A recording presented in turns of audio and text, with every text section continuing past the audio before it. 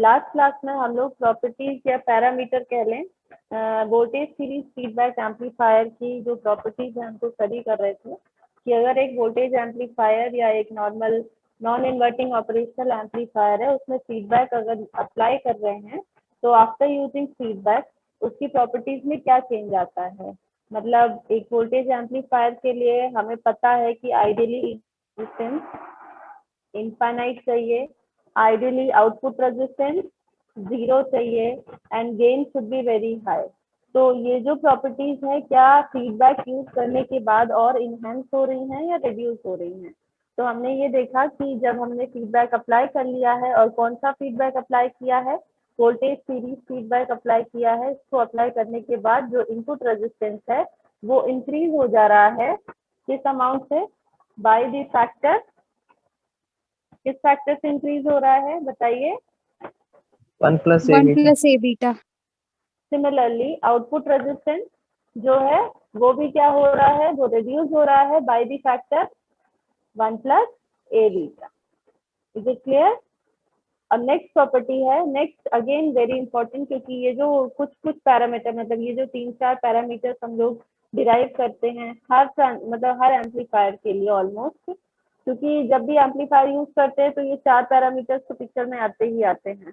तो अगेन एक दूसरी इंपॉर्टेंट पैरामीटर है which is bandwidth with feedback. मतलब कोई भी सर्किट है, कोई भी सिस्टम है, वो एक सर्टेन रेंज ऑफ फ्रीक्वेंसी पे वर्क करता है। फ्रीक्वेंसी मतलब आप लोग कम्युनिकेशन समझ सकते हैं कि जितना भी अभी कम्युनिकेशन पढ़ा है, कम्युनिकेशन कुछ या नहीं पढ़ा है? No ma'am. कुछ भी नहीं पढ़ा अभी तक कम्युनिकेशन में किसी ने? मैम एक इंट्रोडक्टरी क्लास बस हुई थी। ओके, रुपेश सर ले रहे हैं ना? Yes ma'am. ठीक है, तो Yes, बेटा ma'am. Communication again very important subject, और आपकी branch he electronics and communication है। तो इलेक्ट्रॉनिक्स तो बहुत अच्छा लगेगा बट कम्युनिकेशन से उतनी दूरियां बनती जाएंगी and it is very common with every EC student.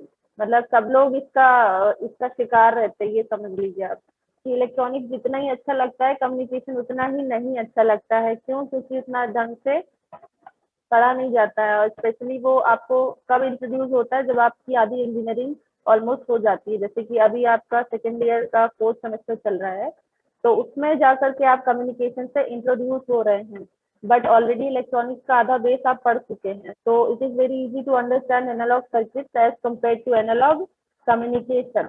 But उसके लिए आपको खुद ही मतलब ये अंदर से क्रिएट करना होगा कि नहीं, कम्युनिकेशन भी उतना ही जरूरी है जितना कि इलेक्ट्रॉनिक्स। तो वहां तो फ्रीक्वेंसी आएगी ही। स्पेशली कम्युनिकेशन का एक बहुत ही रेलेवेंट सब्जेक्ट है which is signal and system, जो कि आप लोग पढ़ ही रहे होंगे। ये तो नो पढ़ रहे हैं सभी लोग? सिग्नल एंड सिस्टम भी पढ़ रहे हैं आप लोग या नहीं? पढ़ रहे हैं। तो आज हम लोग डिस्कस करने वाले हैं अबाउट बैंडविड्थ, कि बैंडविड्थ में क्या इफेक्ट पड़ता है व्हेन वी यूज फीडबैक।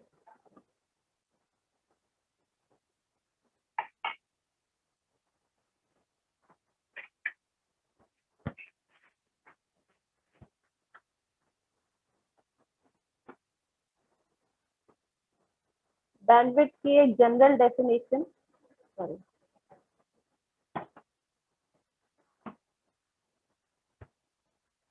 आप लोग खुद भी सोच सकते हैं, और अगर नहीं सोच सकते हैं तो एक नॉर्मल डेफिनेशन, मतलब कि मैम ऐसी रेंज ऑफ फ्रीक्वेंसी जिसके लिए गेन ऑलमोस्ट कांस्टेंट हो। Yes yes yes yes yes definitely. मतलब ये तो एक गेन की बात जब भी एम्पलीफायर की बात करते हैं तब पिक्चर में आती है, बट जब हम किसी सिस्टम या कोई भी एक नॉर्मल ऐसी बात कर रहे हैं तो वहां पे गेन जनरली यूज वर्ड नहीं आएगा। गेन वर्ड मतलब हम एम्पलीफायर की बात कर रहे हैं तभी गेन पिक्चर में आ रहा है। बट बैंडविड्थ तो हर सर्किट, हर सिस्टम एंड हर जो भी ब्लॉक होगा जिसमें भी आप इनपुट दे रहे हैं वहां बैंडविड्थ पिक्चर में आएगी। क्यों? क्योंकि जो भी सिग्नल है वो एक सर्टेन फ्रीक्वेंसी का सिग्नल होता है। जैसे अगर हम बात करें डीसी सिग्नल की, तो डीसी की फ्रीक्वेंसी क्या होती है, एसी की फ्रीक्वेंसी क्या आप लोग बता सकते हैं? डीसी की 0। डीसी की 0। Definitely 0 hertz frequency unit hertz होती है। और एसी सिग्नल एसी की की फ्रीक्वेंसी फाइनाइट होती है। इनफाइनाइट, फाइनाइट फाइनाइट बोला। फाइनाइट है।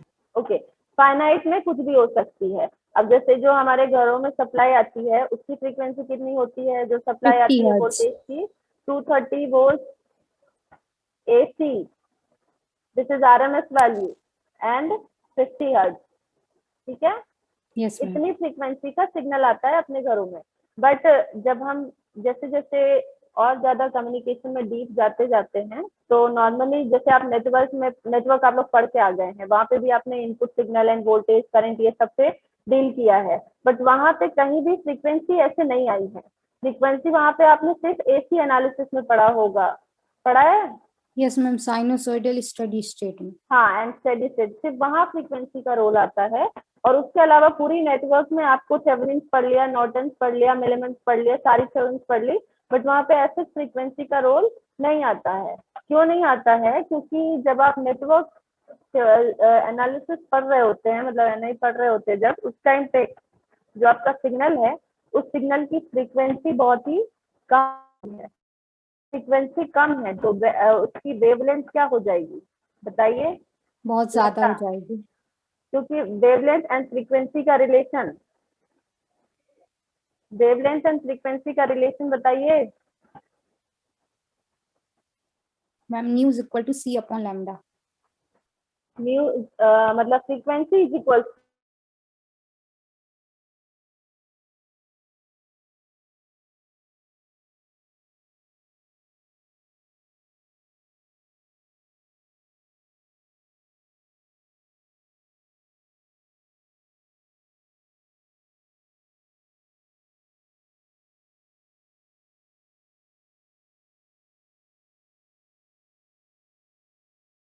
वो करते हैं उस टाइम पे ऑटोमेटिकली बैंड वेवलेंथ बहुत ही ज्यादा रहती है। और अगर वेवलेंथ बहुत ज्यादा है मतलब उस सिग्नल की वेवलेंथ ज्यादा होने की वजह से सिग्नल खुद को रिपीट नहीं करता है जिस भी सर्किट में वो ट्रेवल कर रहा होता है, इसकी वजह से फ्रीक्वेंसी का ऐसा कोई रोल नहीं आता है। लेकिन जब हम हायर फ्रीक्वेंसी पे जाते हैं, जैसे कि अब आप कम्युनिकेशन में पढ़ेंगे कि हम किलो हर्ट्ज, जैसे 15 किलो हर्ट्ज हो गया, और मतलब नॉर्मली जो फ्रीक्वेंसी सिग्नल की रेंज होती है, और AM FM में आप लोग पढ़ेंगे, तो वहां पे जो हम जैसे किलो हर्ट्ज में गए, रेडियो फ्रीक्वेंसी रेंज में गए, ऑडियो फ्रीक्वेंसी से रेडियो में, तो वहां पे जो फ्रीक्वेंसी है वो ज्यादा होगी और वेवलेंथ कम हो जाएगी, और वेवलेंथ कम होने से वो सिग्नल ने अपने आप को रिपीट करने लगेगा। मतलब एक वेवलेंथ कंप्लीट हुई तो नेक्स्ट सिग्नल फिर से स्टार्ट हो जाएगा, फिर वेवलेंथ कंप्लीट हुई तो सिग्नल फिर से स्टार्ट हो जाएगा। इस तरीके से जिस भी सर्किट में जब सिग्नल ट्रेवल करता है हाई फ्रीक्वेंसी का, तो वो खुद को रिपीट करता है। तो ऐसे केस में सिग्नल को सर्किट से ट्रेवल कराना डिफिकल्ट हो जाता है, तो फिर हम उसको क्या करते हैं, EM में रेडिएट कराने लगते हैं। मतलब सर्किट से ना ट्रेवल करा के हम बाय एयर ट्रांसफर कराते हैं, जैसे कि हर जगह आजकल ट्रांसफर हो रहा है, मतलब आज नहीं बहुत पहले से हो रहा है, रेडियो कम्युनिकेशन या तो फिर रेडियो फ्रीक्वेंसी रेंज में जितनी की भी कम्युनिकेशन हो रहे हैं, तो इस टाइप का जो कम्युनिकेशन है वो तभी पॉसिबल हो पाता है जब सिग्नल की फ्रीक्वेंसी ज्यादा होती है। और जब सिग्नल की फ्रीक्वेंसी ज्यादा होती है उसी केस में सिग्नल रेडिएट कर सकता है, लोअर फ्रीक्वेंसी में सिग्नल रेडिएट नहीं करेगा। इसीलिए आप लोगों ने नेटवर्क एनालिसिस में फ्रीक्वेंसी पे ऐसे फोकस नहीं किया है, लेकिन अब जो सब्जेक्ट आप लोग पढ़ेंगे वहां पे आपको फ्रीक्वेंसी पे भी फोकस करना पड़ेगा कि इस सिग्नल की फ्रीक्वेंसी क्या है। एंड स्पेशली ये जो कॉन्सेप्ट अभी मैं बता रही हूँ ये आप लोगों को EMT जब आप लोग पढ़ेंगे नेक्स्ट सेमेस्टर में, 5th सेमेस्टर में, वहां पे ये और भी ज्यादा क्लियर हो जाएगा आप लोगों को। पर ये अभी से आप समझते चलिए कि अभी आपको क्यों बताया जा रहा है, पहले क्यों नहीं बताया गया, क्योंकि अब हम थोड़ी higher range of the frequency से डील करने वाले हैं इसलिए। तो बैंडविड्थ यहाँ पे कैसे आ जाती है, क्योंकि यही रेंज ऑफ फ्रीक्वेंसीज को हम क्या बोलते हैं, बैंडविड्थ। कि जो हमारा ट्रेवल कर रहा है वो कितने से कितने फ्रीक्वेंसी का सिग्नल है, और अगर हम किसी सिस्टम में या किसी सर्किट में एक सिग्नल को दे रहे हैं तो उस सिग्नल की पर्टिकुलर फ्रीक्वेंसी होगी, और उस पर्टिकुलर फ्रीक्वेंसी के सिग्नल को हमारा एम्पलीफाई करने वाला है। तो कहीं एम्पलीफायर उसकी फ्रीक्वेंसी को तो चेंज नहीं कर दे रहा है, और दूसरा क्या एम्पलीफायर भी उस फ्रीक्वेंसी पे वर्क करने के लिए सूटेबल है या नहीं है, ये चीज भी इंपॉर्टेंट होनी चाहिए, तभी वो उस सिग्नल की फ्रीक्वेंसी को एम्पलीफाई कर पाएगा।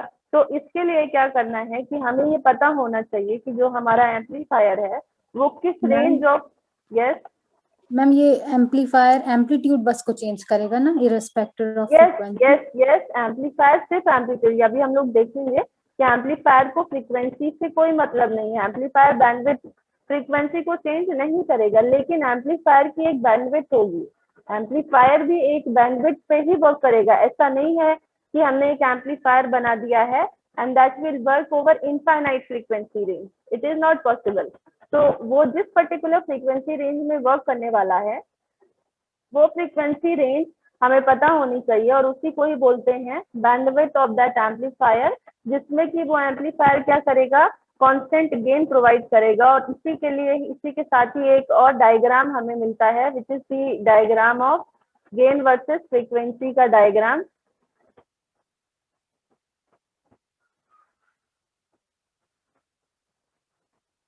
जहाँ पे कि आपकी ये जो वर्टिकल एक्सिस है ये वोल्टेज गेन को डिनोट करती है और ये फ्रीक्वेंसी को डिनोट करती है। ऐसा ही आप ग्राफ कंट्रोल सिस्टम में भी पढ़ेंगे, बोर्डे प्लॉट पढ़ेंगे, आपके कंट्रोल सिस्टम में है बोर्डे प्लॉट पढ़ेंगे। Bode plot is nothing but the same graph, वो भी आपका गेन वर्सेस फ्रीक्वेंसी का ही होता है, बट वहां पे क्या चेंज आ जाता है, वहां आप लॉग स्केल में काम करते हैं, मतलब आप 20 dB 10 dB एंड 6 dB की स्केल पे डायग्राम को ड्रॉ करते हैं। तो जब भी हम डेसिबल में चले जाते हैं तो ग्राफ थोड़ा सा लीनियराइज हो जाता है, इसलिए वहां पे ये सेम ही ग्राफ आप प्लॉट कर रहे होते हैं, बस वो डेसिबल में होता है। तो ये ग्राफ है, जब भी हम बैंडविड्थ के बारे में स्टडी करते हैं तो ये ग्राफ हमेशा सबसे पहले आता है। क्यों आता है? फॉर एन एम्पलीफायर, एक जनरलाइज सर्किट के लिए हम नहीं पढ़ रहे, हम एम्पलीफायर के लिए पढ़ रहे हैं। तो एम्पलीफायर के लिए अगर बैंडविड्थ आपसे पूछी जा रही है कि what is the bandwidth of N amplifier, then it is simply it is the range of frequency for which an amplifier will provide the constant gain। मतलब एम्पलीफायर को अगर डिजाइन किया गया है कि ये a is equal to 10 to the power 3 provide करेगा, तो वो कितनी फ्रीक्वेंसी रेंज के लिए प्रोवाइड करेगा, मतलब कि उसके भी एक सर्टेन फ्रीक्वेंसी होगी। अब आप लोग सोचेंगे कि ये फ्रीक्वेंसी एक्चुअली में आ कैसे गई, हम तो फ्रीक्वेंसी से डील ही नहीं कर रहे हैं, हमारे सर्किट में ऐसा कोई एलिमेंट भी नहीं लगा है, बट हमारा जो सर्किट है, स्पेशली दिस एम्पलीफायर जो डिजाइन किया जाता है वो फ्रीक्वेंसी डिपेंडेंट होता है। क्यों फ्रीक्वेंसी डिपेंडेंट होता है, अब इसको थोड़ा सा आप लोग ध्यान से समझिए कि कैसे फ्रीक्वेंसी से डिपेंडेंसी आ जाती है, क्योंकि ये बहुत ही इंपॉर्टेंट पैरामीटर है। जैसे ही हम हाई फ्रीक्वेंसी रेंज में जाते हैं और जैसे ही आप ये कह लो कि ऐसा मतलब कि जब आपने बीजेटी पढ़ा है आप लोगों ने ना, बीजेटी का small signal and high frequency model सुना है वर्ड या नहीं सुना है? यस मैम, सुना है।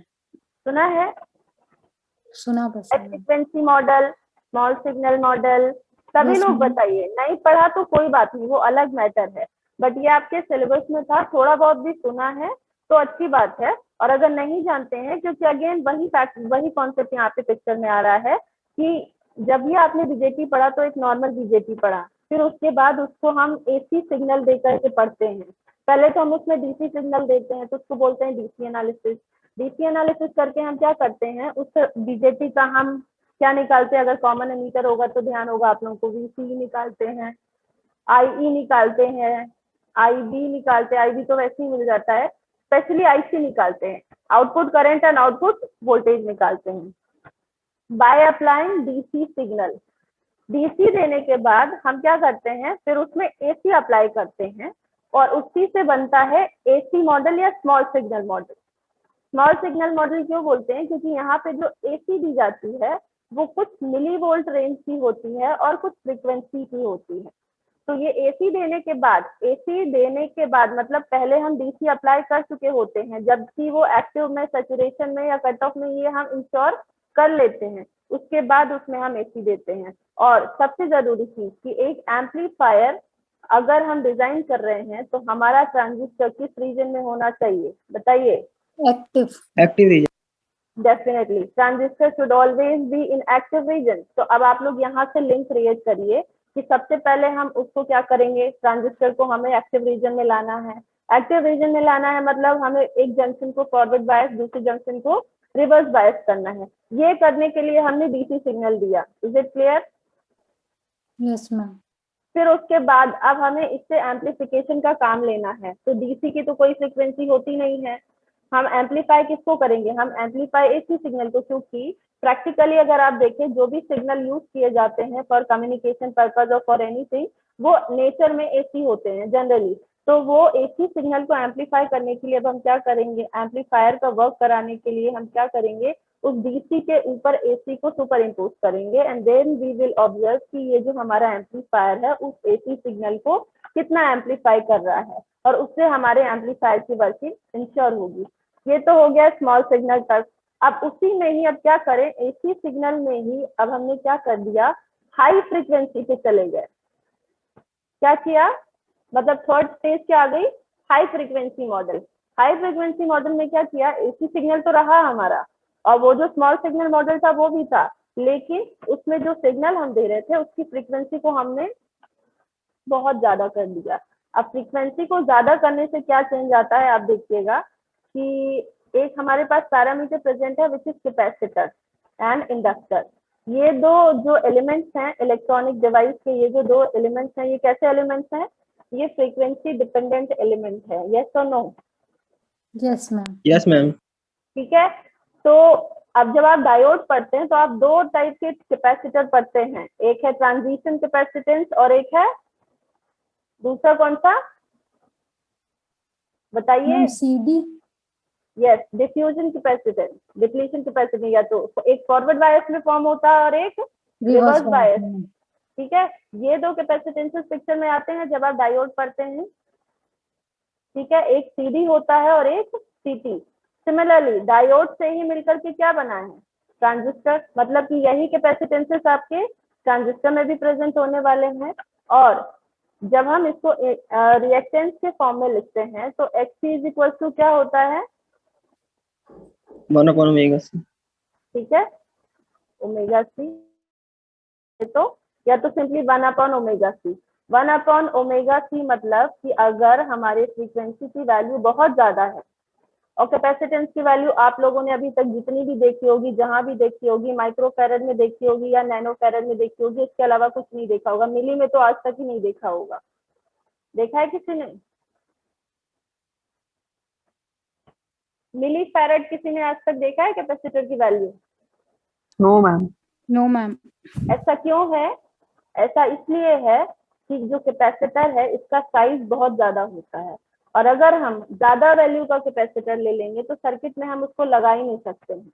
तो इसलिए कैपेसिटर को हमेशा स्मॉलेस्ट वैल्यू का लिया जाता है। आपको नैनो फैरेड या तो फिर बहुत ज्यादा वैल्यू हुआ तो वो माइक्रो फैरेड में होता है। तो जब हम लोअर फ्रीक्वेंसी पे वर्क करते हैं उस टाइम पे ये ऑलमोस्ट ओपन सर्किट की तरह बिहेव करता है, क्योंकि आपको पता है for DC capacitor act as open circuit.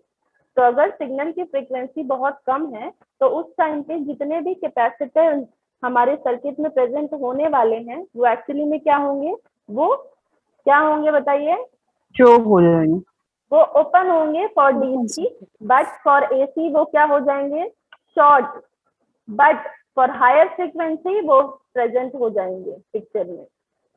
और जहां कैपेसिटेंस प्रेजेंट हुए मतलब कि हमारा जो सर्किट हमने बनाया था, जो हमारा गेन आया था, वो गेन अब किस पे डिपेंडेंट हो जाएगा, फ्रीक्वेंसी डिपेंडेंट हो जाएगा। और फ्रीक्वेंसी डिपेंडेंट होने की वजह से ही हमें जो प्लॉट मिलता है वो प्लॉट ऐसा कुछ मिलता है। आपको नेक्स्ट पेज पे यही डायग्राम दिखने वाला है और हमेशा आपको ऐसा ही डायग्राम मिलेगा।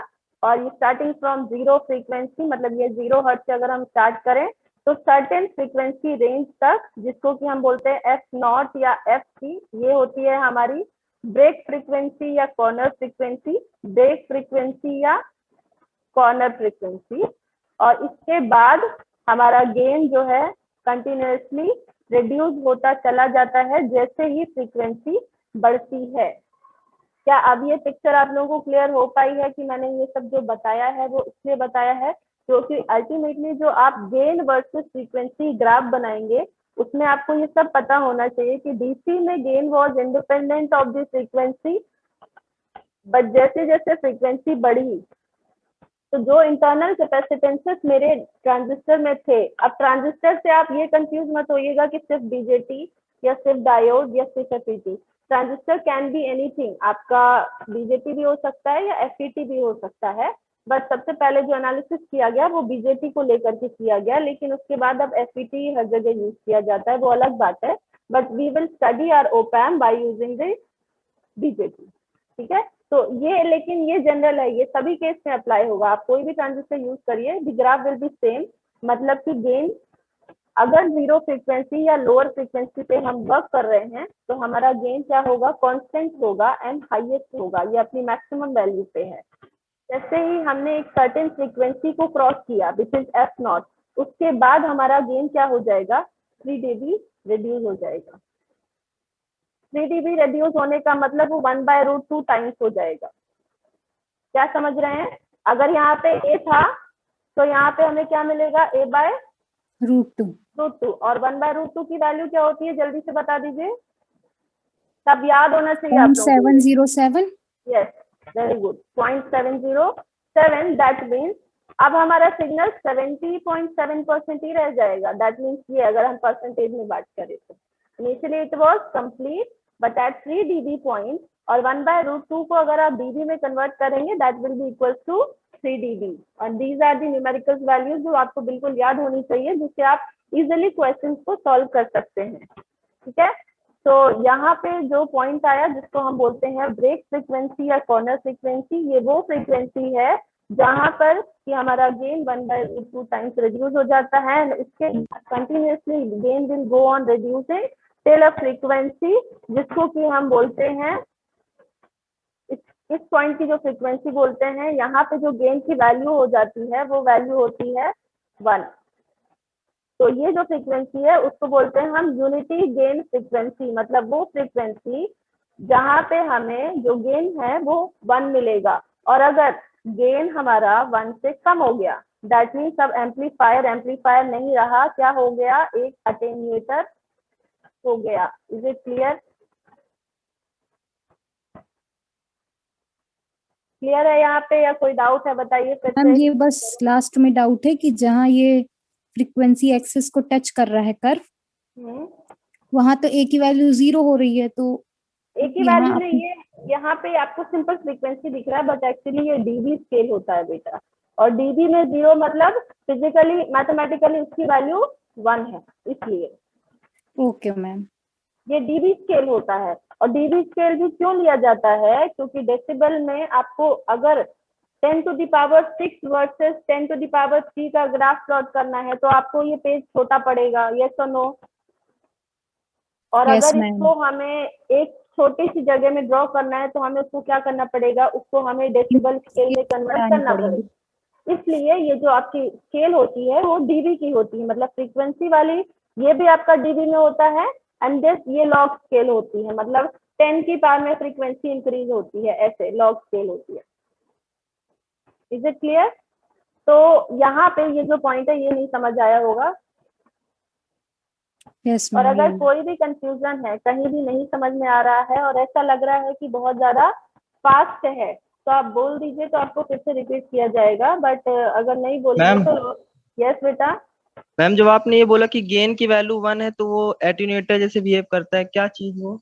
नहीं नहीं, मैंने क्या बोला बेटा, देखिए अभी सबसे पहले क्या एक फैक्टर आया हमारे पास विच इज ब्रेक फ्रीक्वेंसी, ये आया।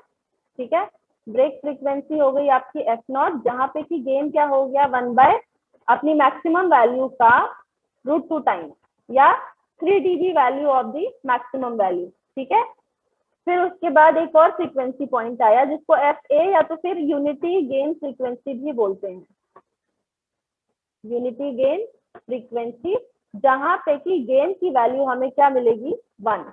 तो एक तो था हमें गेन कितना मिल रहा था, जितना इसको देना था, सपोज 10⁶, और दूसरा गेन हम क्या हो गया मिनिमम 1। अब इसके बाद अगर गेन को हम और रिड्यूस करेंगे, मतलब इसके बाद अगर हम और फ्रीक्वेंसी को बढ़ाते हैं तो उसके लिए डेफिनेटली गेन क्या हो जाएगा, लेस देन 1। और कोई भी ऐसा ब्लॉक, आप लोग डिजिटल में पढ़ के आए हैं, एक ऐसा ब्लॉक जो कि सिग्नल को एज इट इज पास कर देता है उसको क्या बोलते हैं, बताइए। रिपीटर। हाँ, रिपीटर पढ़ लिया आप लोगों ने इतनी जल्दी? भाई डीएसडी का पूछ रही हूँ मैं, कि आप लोगों ने पढ़ा होगा कि अगर कोई सिग्नल प्रेजेंट है उसे हमें एज इट इज पास करना है, then which block we will use? Comparator. गधो, बफर। याद आया? पहली बार देख रहे हैं क्या?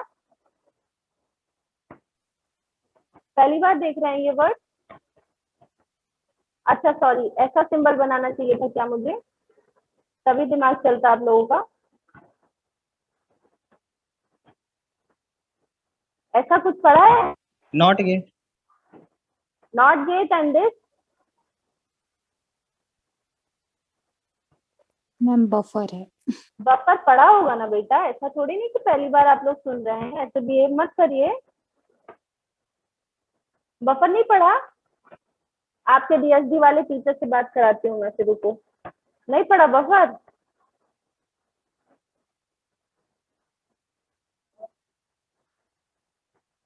एक मिनट।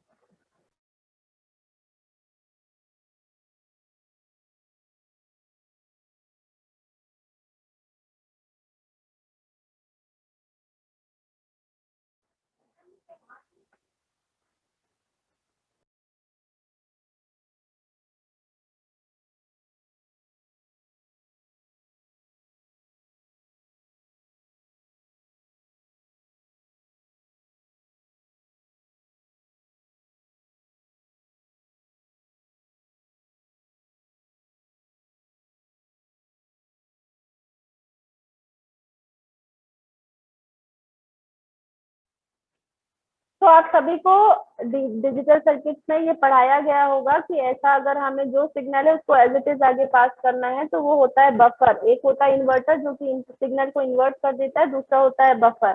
तो अब यहाँ पे हम जब a इज इक्वल टू 1 की बात कर रहे हैं, दैट मीन्स हमारा सिग्नल क्या, हमारा सर्किट क्या है, सिंपली एक बफर की तरह वर्क कर रहा है। बफर मतलब कि हमने जो सिग्नल इनपुट में दिया है वही सिग्नल हमें आउटपुट में मिल रहा है, but after a few delay अगर रिक्वायर्ड है तो। क्यों डिले? क्योंकि अगर एक सर्किट से पास होकर के सिग्नल निकलता है तो definitely it will get some time, it will take some time to get to reach to the output. Is it clear?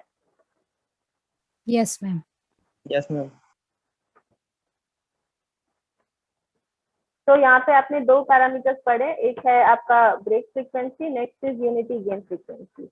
ये ग्राफ, ये जो बताया गया ये ग्राफ क्लियर है, वोल्टेज गेन वर्सेस फ्रीक्वेंसी का प्लॉट है।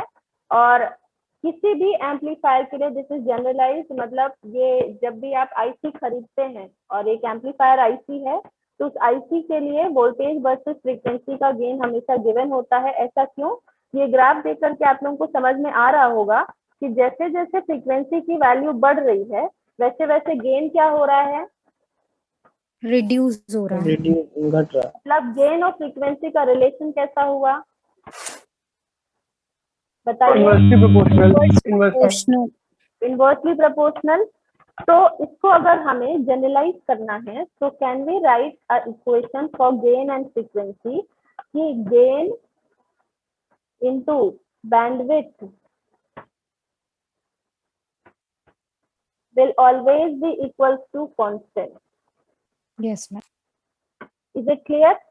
कि अगर गेन ज्यादा है तो बैंडविड्थ कम होगी एंड अगर गेन कम है तो बैंडविड्थ ज्यादा होगी। And this is for every amplifier that will B design, और जो कि डिजाइन किया जा चुका है। ठीक है, तो ये एक इक्वेशन, मतलब इससे डायरेक्ट क्वेश्चन सॉल्व होते हैं। तो अब हम लोग नेक्स्ट देखने वाले हैं फॉर IC 741 ये होता क्या है। IC 741 जैसा कि लास्ट क्लास में भी बताया था मैंने कि एक सबसे पहले जो आईसी ओपैम की बनाई गई थी वही सीरीज का ये पहला ओपैम है, पहली आईसी है IC 741। इसके बाद बहुत सारी बनाई गई ओपैम की आईसी अलग अलग सीरीज की, बट जो मोस्ट कॉमन है and the most applicable IC है वो यही है। ठीक है, यस मैम। एक मिनट वो 5 होल्ड करिएगा आप लोग। हेलो, आवाज आ रही है सभी को? Yes ma'am. ये बीच में थोड़ा काम आ गया था इसलिए पॉज करना पड़ा।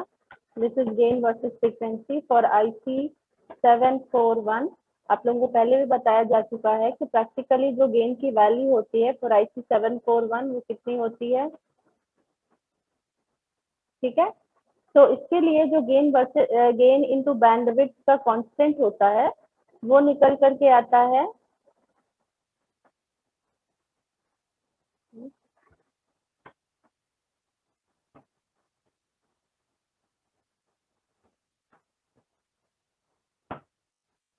और यही आपका यूनिटी फ्रीक्वेंसी वाला पॉइंट होता है, मतलब ये जो एफ ए कह लो इसको, आपका यही UGB भी होती है, यूनिटी गेन बैंडविड्थ, ये होती है। अब ये कैसे आया, मतलब जब भी आईसी डिजाइन करते हैं तो उसके लिए सारे पैरामीटर्स ऑलरेडी फिक्स होते हैं, मतलब कि इतना इसका गेन होगा, इतनी इसकी बैंडविड्थ होगी, और ये इसकी बाकी के input resistance and output resistance सब कुछ फिक्स होता है।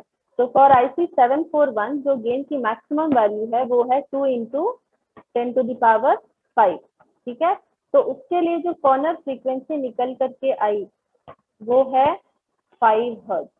तो अब आप लोग सोच सकते हैं कि ये ओप एम्प सिर्फ 5 हर्ट्ज तक ही कांस्टेंट गेन देता है, एंड उसके बाद gain start decreasing up to 1 megahertz.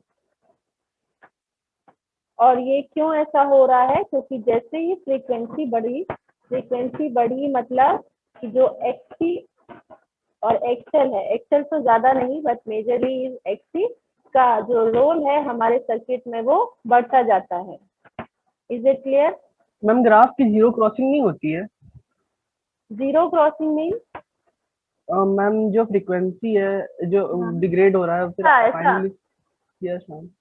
ऐसा ऐसा आपको प्लॉट मिलेगा, बट जब आप डीवी स्केल में एग्जैक्ट जाओगे ना वहां पे, मतलब वहां पे भी एक्चुअली नेगेटिव नहीं, क्योंकि यहाँ पे तो गेन आपका क्या हो गया 1, ये वो एक्सेस है, ये गेन 0 नहीं हो रहा है। गेन 0 के लिए तो आप निकाल ही नहीं सकते। गेन 0 मतलब आपका एम्पलीफायर कहाँ रहेगा, एम्पलीफायर को हम सिर्फ वहीं तक फ्रीक्वेंसी को ऑब्जर्व करेंगे जहां तक कि वो मिनिमम गेन दे रहा है, और minimum gain for any amplifier is 1। और उसके बाद वो एम्पलीफायर होगा ही नहीं। एम्पलीफायर का मतलब है कि वो खुद तो इनपुट को एम्पलीफाई करके आउटपुट में दे, और अगर यही काम वो नहीं कर रहा है दैट मीन्स ये एक एम्पलीफायर नहीं है। Is it clear?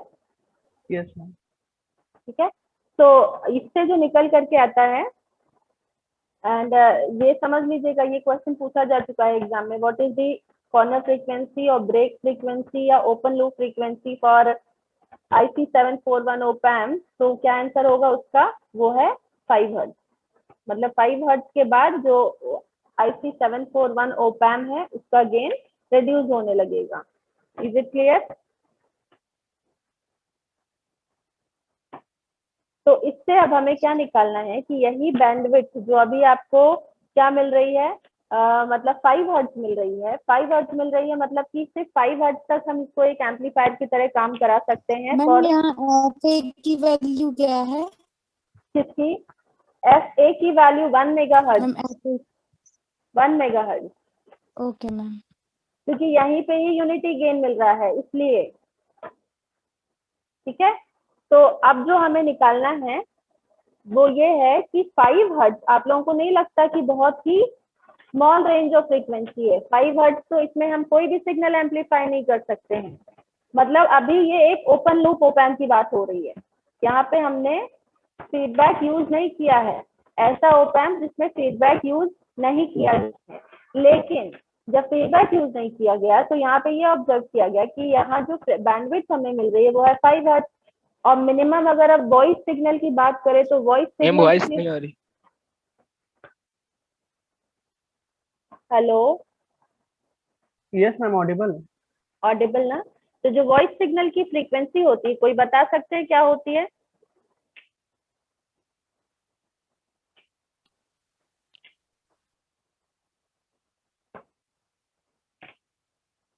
सब पता होना चाहिए बेटा आप लोगों को, क्या होगा? या 0 to 4 के एक स्टैंडर्ड अगर रेंज में आने देखी जाए तो 0 से 4 किलो हर्ट्ज आपके वॉइस सिग्नल, मतलब जो हम बोलते हैं वो इस फ्रीक्वेंसी का सिग्नल होता है। ठीक है, तो अगर ये normal signal, this is the minimal समझते हैं कि इससे कम कुछ हम ले ही नहीं सकते हैं। ये इसके लिए भी ये अगर एम्पलीफायर वर्क नहीं करेगा तो हम किसके लिए यूज करेंगे इस एम्पलीफायर को? Can be use for general application for this इस एम्पलीफायर को? बताइए। मतलब सिर्फ 5 हर्ट्ज तक आपका ये जो एम्पलीफायर है ये कांस्टेंट गेन देगा, तो हम इस एम्पलीफायर को यूज ही नहीं कर सकते हैं जनरल पर्पस एप्लीकेशन में। तो इसको यूज में लाने के लिए हमें क्या करना पड़ेगा, इसकी ये जो ब्रेक फ्रीक्वेंसी है इसे हमें इंक्रीज करना पड़ेगा। और ब्रेक फ्रीक्वेंसी या बैंड विड्थ आपको पता है इंक्रीज होती है बाय यूजिंग नेगेटिव फीडबैक। मतलब again we will be using the same voltage series feedback, जिससे कि हमारी बैंडविड्थ इंक्रीज होगी। और कैसे इंक्रीज होती है, इसका सिंपल सा डेरिवेशन है, सभी लोग देखिए यहाँ पीडीएफ में।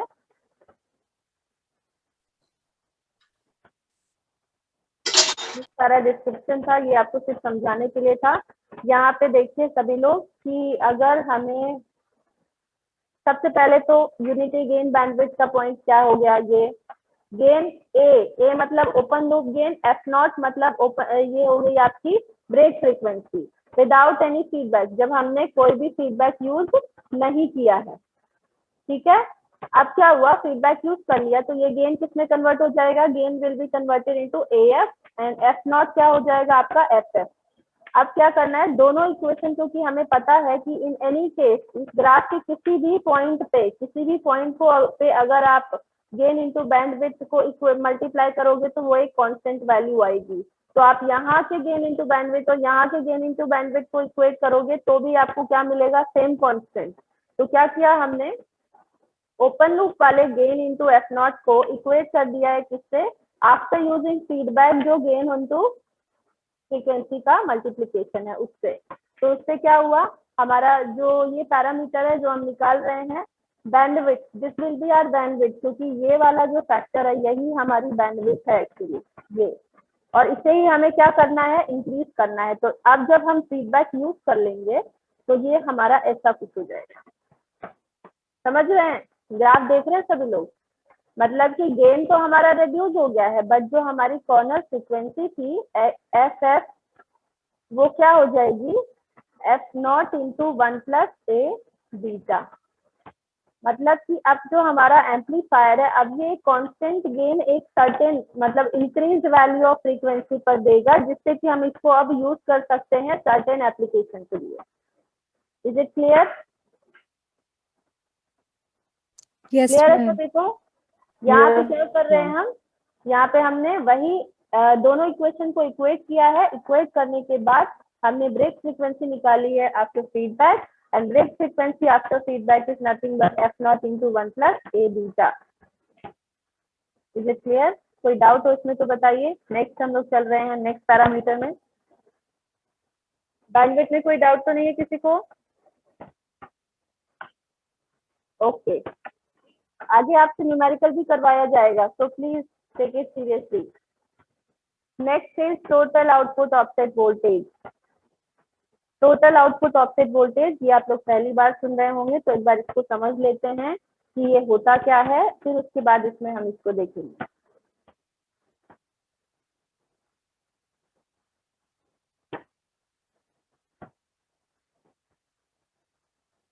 ऑफसेट वोल्टेज,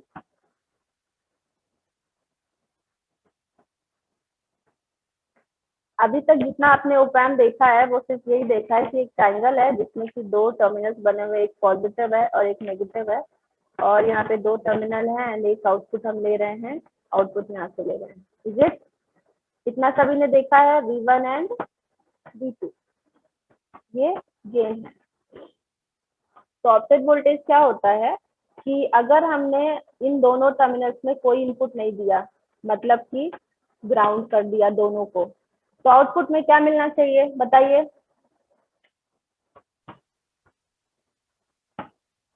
बताइए आउटपुट में क्या मिलना चाहिए? 0। Definitely output should be 0, but ऐसा नहीं होता। क्या होता है? We still get some output at the output stage.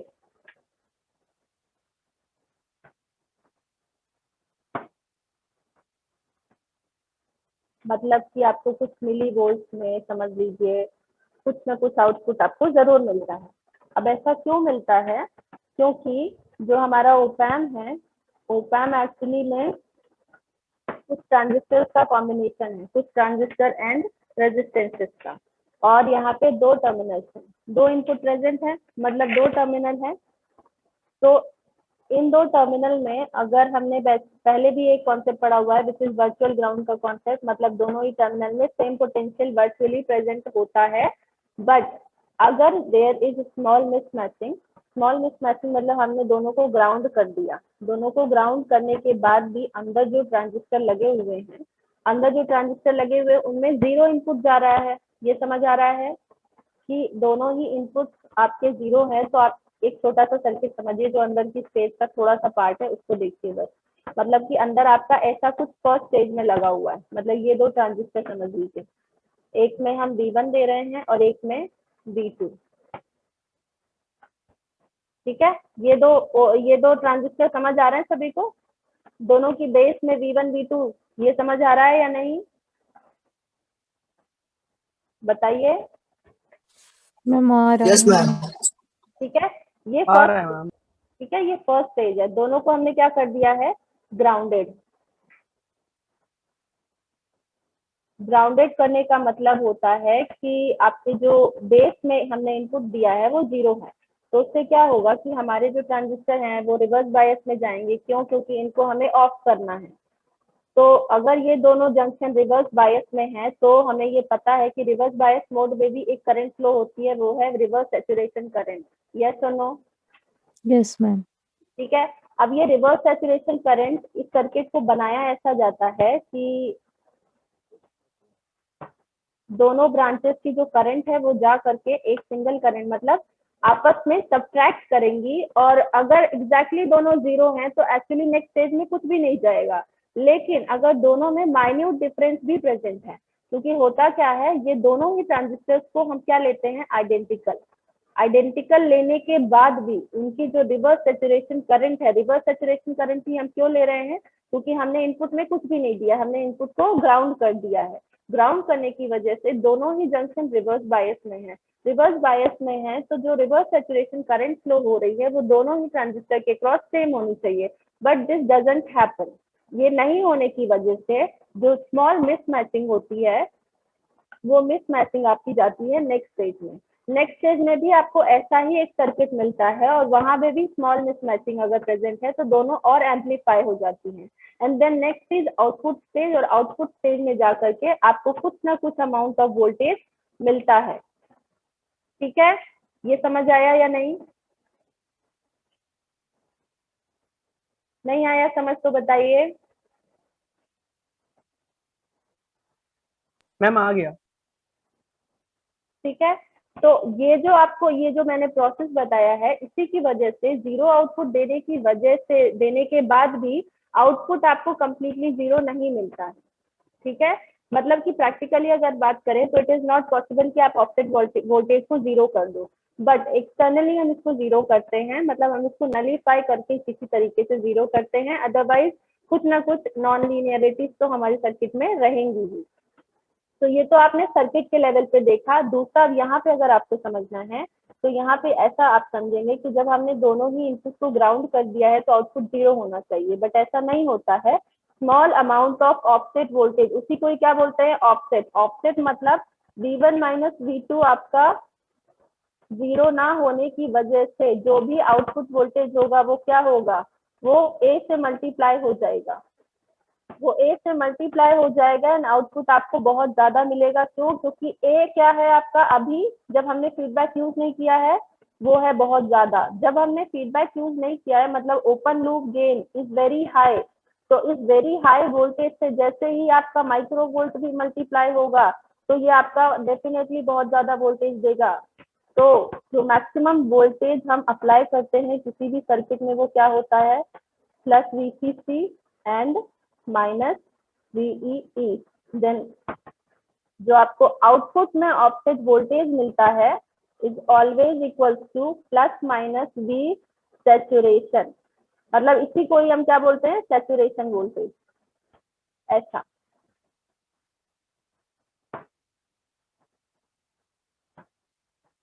ये समझ आया या नहीं। गेन की वैल्यू आपकी 20 नहीं 2 × 10⁵ समझ लो, और ये आपका हो गया कुछ, सपोज V1 माइनस V2 आपको 10 मिली या कुछ भी माइक्रो में भी है सपोज, तो कितनी वैल्यू मिलेगी? सपोज 10 माइक्रोवोल्ट, क्या वैल्यू मिलेगी बताइए? 0.2। 0.2 मिलेगी या 2 मिलेगी?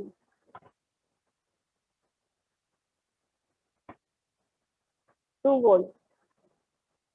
और यहाँ पे जो आप प्लस VCC और माइनस VCC लेते हो, ये +5 to -5 होता है। तो इसीलिए अगर जब हम अप्रोक्सीमेट करते हैं, मतलब जब भी सर्किट को डिजाइन किया जाता है तो हम वर्स्ट केस के लिए डिजाइन डीसी करते हैं। बायसिंग वोल्टेज है ना यस, मैम, ये VCC? क्या है VCC? Ma'am DC biasing voltage. DC biasing voltage आपकी पावर सप्लाई और जिसपे कि सर्किट आपका वर्क कर रहा है, ये वही वोल्टेज है। इसको अगर आप नहीं लगा रहे हो तो सर्किट वर्क नहीं करेगा। Plus VCC and minus VCC are power supply pins for any IC. किसी भी आईसी में आप देखोगे plus VCC minus VEE present ही होगा। तो जब हम आउटपुट ऑफसेट वोल्टेज की बात करते हैं, आउटपुट ऑफसेट वोल्टेज मतलब इनपुट टर्मिनल्स को ग्राउंड करने के बाद भी आउटपुट में स्मॉल अमाउंट ऑफ वोल्टेज मिल रहा है हमें।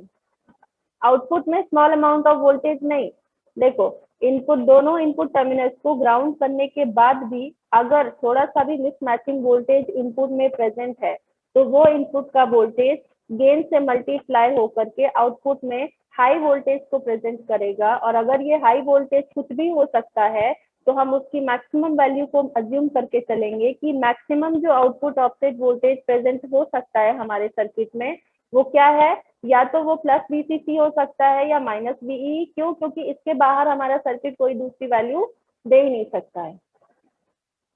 Is it clear? Yes ma'am.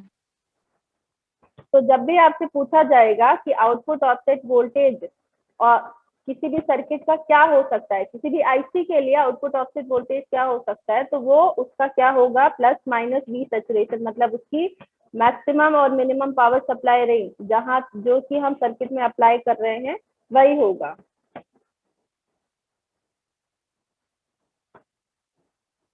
Output offset voltage को दूसरे नाम से बोलते हैं आउटपुट वोल्टेज स्विंग।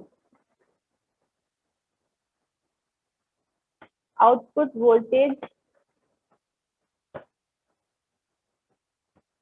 स्विंग मतलब कि ये आपका सर्किट है, ये आपका ऑप एम्प है एक, जहाँ पे कि दोनों इनपुट आपने ग्राउंड कर दिए हैं, बट उसके बाद भी आपको आउटपुट में एक वोल्टेज मिल रहा है। तो वो वोल्टेज डेफिनेटली किसके बराबर होगा, plus minus V set, which is your output offset voltage या तो फिर आउटपुट वोल्टेज स्विंग। तो ये तो अभी जब तक हमने फीडबैक यूज नहीं किया तब तक की बात थी, लेकिन जब हम फीडबैक यूज कर लेते हैं तो उसके बाद यही जो आउटपुट में वोल्टेज मिल रहा होता है वो क्या हो जाता है, वो रिड्यूस हो जाता है बाय द फैक्टर 1 + बीटा। अब इसका कोई डेरिवेशन नहीं है, इसके लिए आपको ज्यादा डिटेल में अगर फिर भी डेरिवेशन करना है तो जरूर करिए, बुक में मिल जाएगा, बट कोई जरूरत नहीं है इसको इतना ज्यादा डिटेल में करने की, क्योंकि अभी आपका जो थर्ड चैप्टर है, मतलब सेकंड नहीं थर्ड चैप्टर है, उसमें ऑफसेट वोल्टेज को हम लोग और डिटेल में पढ़ेंगे, offset voltage and current everything. ठीक है, is it clear? Yes ma'am. Next is voltage follower. Voltage follower circuit है जिसको कि अब हम लोग, अभी मैं सिर्फ डायग्राम से बता देती हूँ, उसके बाद आप लोगों को एक न्यूमेरिकल के लिए, न्यूमेरिकल जो कि PDF में ऑलरेडी गिवन है, देखा होगा आप लोगों ने, देखा है या नहीं? कितने लोगों ने PDF खोल के देखा है जो अपलोड कर दिया गया है? देखा है मैम देखा। देखा है, वेरी गुड। मुझे लगा देखा ही नहीं होगा, वो भी मुझे ही बताना पड़ेगा। वोल्टेज फॉलोवर ऐसा ही एक सर्किट आप लोग पहले भी सुन चुके हैं, मतलब मैं ये नहीं बोल रही कि पढ़ चुके हैं, सुना होगा जरूर। एमीटर फॉलोवर सुना है? एमीटर फॉलोवर सुना है आप लोगों ने? Yes no ma'am. मैम। नहीं सुना? और किसने सुना है? Emitter follower is nothing but common, बताइए, common collector amplifier.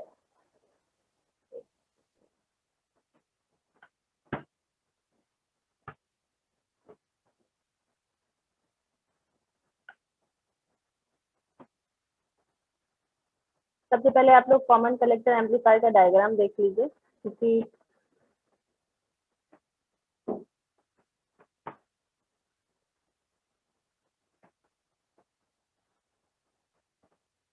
Common collector amplifier सभी ने पढ़ा होगा पिछले सेमेस्टर में, जहाँ पे कि हम आउटपुट कहाँ से लेते हैं, एमीटर से लेते हैं, और इनपुट कहाँ देते हैं, इनपुट कहाँ देते हैं बताइए, वीबी एंड, ये भी हैंग कर रहा है,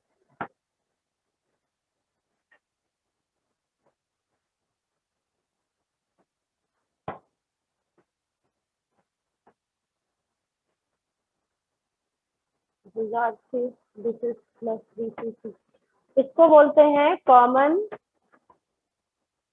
कलेक्टर एम्पलीफायर, और इसी को बोलते हैं एमीटर फॉलोअर।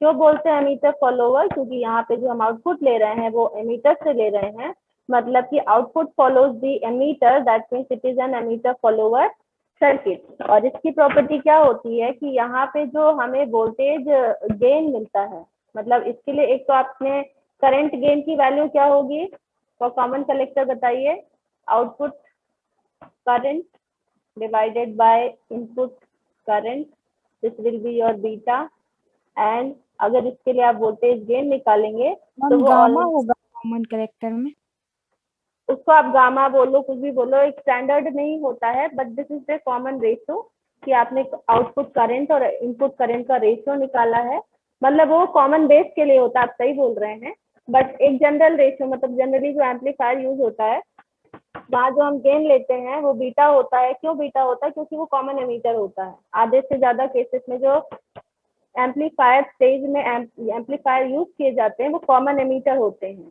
और कॉमन एमीटर के लिए हम बीटा ही लेते हैं, इसलिए मैंने यहाँ बीटा लिखा, अदरवाइज वो गामा होता है। आप सही बोल रहे हो, आई बाई आई बी के रेशियो, इसको 1 प्लस बीटा बोलते हैं एक्चुअली, यस मैम, ऐसा आता है, ठीक है। बट इसके लिए जो वोल्टेज गेन आता है, यहाँ पे वोल्टेज गेन की बात कर रही हूँ, करंट गेन की नहीं, वो यूनिटी होता है। ऐसा कुछ है? यस मैम, पता है? जिनको नहीं Yes, पता है एक बार प्लीज कोशिश करिएगा कि आज जा करके देखें बुक में ऐसा क्यों होता है, तो वहां पे समझ में आएगा। सिमिलरली वोल्टेज फॉलोवर की हम लोग बात करने जा रहे हैं। वोल्टेज फॉलोवर में क्या होता है कि जो हमारा, आपने वोल्टेज सीरीज फीडबैक एम्पलीफायर पढ़ा है, वहाँ जो फीडबैक ब्रांच का रजिस्टर है उसको हटा करके शॉर्ट कर देंगे तो हमारा एक वोल्टेज फॉलोवर सर्किट बनेगा। और इस वोल्टेज फॉलोवर सर्किट की प्रॉपर्टी ये होती है कि इसका गेन यूनिटी होता है। जैसा कि एमीटर फॉलोवर में आपने देखा इसका वोल्टेज गेन यूनिटी था, वैसे इसका भी वोल्टेज गेन यूनिटी, मतलब जहां जहां आरएफ प्रेजेंट था सबको जीरो कर दिया गया है, और जिसकी वजह से जो जितने भी पैरामीटर अभी आपने पहले पढ़े हैं वो चेंज हो गए हैं। Is it clear? Yes ma'am, ठीक है। उसकी वजह से क्या हुआ है, आपका बीटा भी यूनिटी हो गया है। क्यों? क्योंकि आपने R1 को कर दिया ओपन एंड RF को कर दिया 0, तो बीटा की वैल्यू हो गई 1, तो जितने पैरामीटर्स निकाले थे वो सब चेंज हो गए, क्योंकि AF क्या हो जाएगा, A by 1 plus A beta से बीटा 1, तो AA ये क्या हो जाएगा 1। सिमिलरली इनपुट रेजिस्टेंस ARI हो गया, output resistance divided by A हो गया, और आपकी जो फीड बैंडविड्थ है आपका फीडबैक वो भी इंक्रीज हुई by the factor A, and output offset voltage has also change. ये इसलिए बताया जा रहा है क्योंकि voltage follower, emitter follower and source follower, these followers जो आपके सर्किट हैं ये आपके electronic devices and electronic circuits में बहुत ज्यादा यूज किए जाते हैं, क्योंकि यही क्या है, यही आपका बफर है जो आज आप लोग बता नहीं पाए हैं कि ऐसा अच्छा ये कौन सा सर्किट है। मैंने पूछा आप लोगों से कि ये कौन सा सर्किट है बताइए, तो आप लोगों ने नहीं पढ़ा था, विच इज अ बफर, जो आप डिजिटल में पढ़ के आ चुके हैं। तो ये सर्किट जो है आपको दिख रहा है सर्किट फॉर्म में, ये एक बफर सर्किट है। डिजिटल में जो आपने बफर पढ़ा है ना वही बफर है। वैसे ही हम लोग अब इन्वर्टर भी पढ़ेंगे जो कि क्या करेगा, सिंपली इनपुट को इन्वर्ट कर देगा, इनपुट की वैल्यू चेंज नहीं करेगा, कुछ चेंज नहीं करेगा, बस उसके फेज को शिफ्ट कर देगा। बट ये जो सर्किट है जो भी इनपुट में देंगे उसको as it is same phase में आउटपुट में ट्रांसफर करेगा। Is it clear? Yes ma'am. ठीक है, नेक्स्ट एक न्यूमेरिकल है, ये न्यूमेरिकल सभी लोग देख लीजिए, बुक का न्यूमेरिकल है, कोई टफ नहीं है, सारी वैल्यूज गिवन है। अब आपको ये सॉल्व करना है। यहाँ पे गिवन है कि एक सर्किट है, उस सर्किट में जो सर्किट है वो सिंपल पहला वाला सर्किट है जो हमने वोल्टेज सीरीज फीडबैक एम्पलीफायर का फर्स्ट सर्किट बनाया है, जिसमें कि R1 लगा हुआ है, सब कुछ लगा हुआ है। वही सर्किट है जिसमें आपको निकालनी है सारी वैल्यूज, AF निकालना है, RIF निकालना है, ROF निकालना है, ये जितने पैरामीटर सभी लास्ट 2 क्लासेस से हम डिस्कस कर रहे हैं सब कुछ है। कर सकते हैं, देख करके नहीं करना है बेटा, समझ करके खुद से करना है। Okay ma'am. तो ये कल की क्लास में चेक करूँ मैं ये न्यूमेरिकल? सभी लोग रेडी हैं शो करने के लिए? सिर्फ 10 बच्चे दिखाएंगे तो देखो लास्ट में बेनिफिट भी उन 10 ही बच्चों का होगा, फिर बाद में कोई कंप्लेन मत करना बेटा, ठीक है? तो आज के लिए काफी है। So now I am ending this class, next class will be on Monday. और घर पे रहिएगा भाई, लॉकडाउन लग रहा है तो थोड़ा उसका ऐसे रहिए कि हम लोग जल्दी मिल सके, नहीं आपकी इंजीनियरिंग ऐसे ही हो जाएगी ऑनलाइन में ही, ठीक है? कोई डाउट किसी को आज की क्लास की? न्यूमेरिकल अगर नहीं बनता है तो नेक्स्ट क्लास में हम लोग इसको सॉल्व भी कर लेंगे, बट कोशिश ये करिए कि आप लोग सॉल्व कर लें, ठीक है?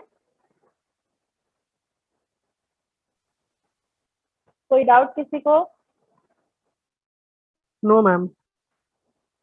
Thank you so much for this class.